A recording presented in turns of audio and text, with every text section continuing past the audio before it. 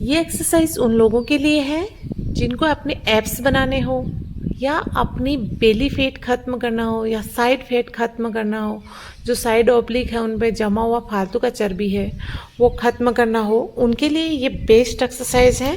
तो अपने वर्कआउट में इनको ज़रूर शामिल करें, जितना हो सके जल्दी इनको शामिल करें ताकि आपको फ़ायदा मिल सके। एंड इसके बाद में मैंने किया है 1 लेग एक्सरसाइज। इससे भी अपनी सीजी कंट्रोल रहती है, एब्स निर्माण होते हैं, अपनी बेली फैट ख़त्म होता है। इनके लिए मैंने बहुत सारी एक्सरसाइज हैं वो की हैं, आप अपने वर्कआउट में इनको ज़रूर शामिल करें।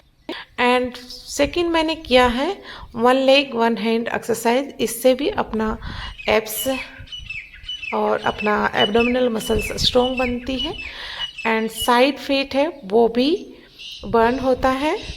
एंड अभी मैंने जो एक्सरसाइज की है ये साइड फैट के लिए है, अपनी आर्म्स फैट के लिए है।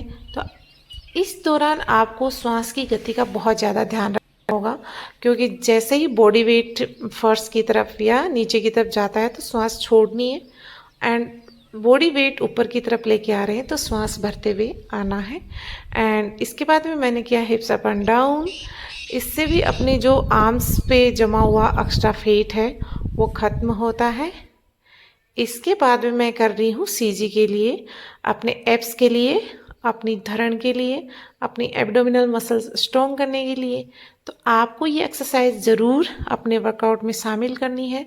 एंड ये एक्सरसाइज रहेगी अपनी धरण को ठीक करने के लिए, अपने एब्डोमिनल मसल्स को स्ट्रॉन्ग करने के लिए।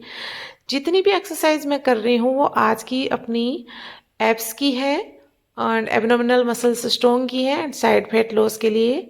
एंड सेकेंड एक्सरसाइज मैं कर रही हूँ 1 लेग अप एंड डाउन। इससे भी अपना side fat, belly fat, arm fat या लेग्स की फैट जो है वो ख़त्म होती है।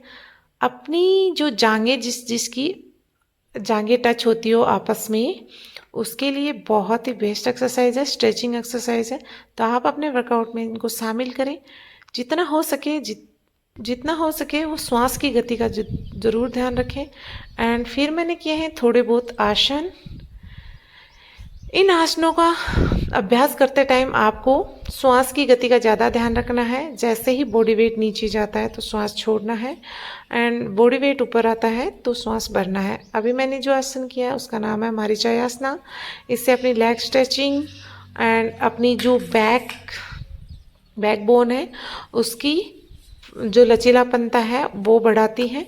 एंड ये पश्चिमोत्ताना 1 लेग पश्चिमोत्ताना, जिससे अपनी बेली फैट, साइड फैट और लेग्स की फैट है वो ख़त्म होती है। जिनकी जांघें तो टच होती हैं वो भी बिल्कुल खुल जाएंगी, जो मांस आपस में टच होता है वो बर्न हो जाएगा। मारीचायासना से अपनी बैकबोन है उसमें लचीलापन बढ़ता है। ये पश्चिमोत्ताना मैंने दोनों पैरों से किया है। इससे भी अपनी लेग स्ट्रेचिंग है या फिर अपनी बैकबोन है उसमें लचीलापन बढ़ता है। आप भी अपने वर्कआउट में आसन एक्सरसाइज ज़रूर शामिल करें एंड बहुत ही जल्दी आपको फ़ायदा मिलने वाला है। एंड फिर इसके बाद में मैंने किया है सेतु बंधासन का हाफ वेरियर, सेकेंड वेरियर। इससे भी अपनी जो बैकबोन है उसमें फ़ायदा मिलता है। जिसको बैक में दर्द रहता हो वो इस एक्सरसाइज को ज़रूर शामिल करें। एंड साइड फैट लॉस के लिए भी आपको ये सेतु बंधासन का सेकेंड वेरियर फ़ायदा करेगा। एंड इसके बाद में मैंने थोड़ा बहुत हैंड बैलेंसिंग के लिए प्रैक्टिस किया, जिसमें 1 लेग 2 हैंड का यूज़ किया है मैंने। इससे अपनी जो फेस की जो शाइनिंग है वो बढ़ती है एंड हेयर ग्रोथ होता है, हेयर फॉल होता है उसकी समस्या दूर होती है। एंड जिसके फेस पे पिंपल्स होते हैं वो बिल्कुल ख़त्म हो जाएंगे, क्योंकि ये जो आसन है हैंड बैलेंसिंग, इससे अपने जो ब्लड सर्कुलेशन है वो फेस की तरफ आता है, जिससे स्किन ग्लो करेगी। इसके बाद में मैंने थोड़ा रेस्ट किया है प्लैंक करके, क्योंकि अभी हैंड बैलेंसिंग किया तो मेरा ब्लड जो है वो फेस की तरफ आ गया था। अचानक से हम खड़ा भी नहीं हो सकते, क्योंकि हैंड बैलेंसिंग के दौरान फेस पे जो ब्लड का सर्कुलेशन बढ़ता है, सर में आता है, तो आप खड़े होंगे तो चक्कर आने की संभावना रहेगी। एंड इसके बाद में मैं थोड़ी बहुत नॉर्मल एक्सरसाइज करूँगी। जिसको हर्निया की प्रॉब्लम होती है, जिसकी नसों में पानी भरता हो या कोई खाने की चीज़ भरती हो, उनके लिए ये एक्सरसाइज बहुत ही फ़ायदा करने वाली है। एंड रिलैक्स के लिए आप सलवाशना करेंगे। इससे अपनी लेग स्ट्रेचिंग, जो इनर थाई है उस पर जो जमा हुआ फालतू का फैट है वो ख़त्म होता है और स्ट्रॉन्ग बनती है। एंड फिर मैंने किया है लास्ट में शीर्षासन, जो मेरा फेवरेट आसन है, क्योंकि इस शीर्षासन करने से मेरे बालों की जो ग्रोथ है वो बहुत अच्छी हुई है, बालों में शाइनिंग आई है। मेरे बाल झड़ने लग गए थे, तो अब मेरे बाल बहुत ही ग्रोथ में है, क्योंकि बीच में पूरे बाल निकल गए थे। फिर मैंने शीर्षासन शुरू किया, क्योंकि शीर्षासन करने से ब्लड सर्कुलेशन फेस पे रहता है, अपनी नीचे की तरफ आ जाता है सर में, जिससे स्किन, जो फेस की स्किन है वो ग्लो करती है एंड हेयर फॉल होता है उसको कंट्रोल करता है।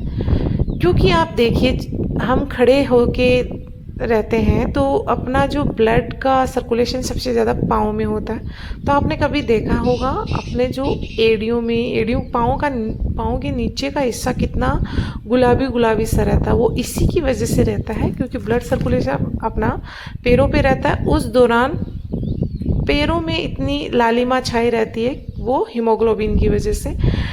इसलिए दिन में 2 बार तो आपको शीर्षासन करना ही चाहिए। मैं तो ऐसी प्रैक्टिस करती रहती हूँ, कभी एक पैर पे एक पैर को चढ़ा के कुछ ना कुछ करते रहती हूँ, कोई प्रॉब्लम नहीं है मुझे। एंड आप भी शीर्षासन को अपने वर्कआउट में ज़रूर शामिल करें। एंड शीर्षासन करने के बाद में आपको रेस्ट करना है प्रॉपर।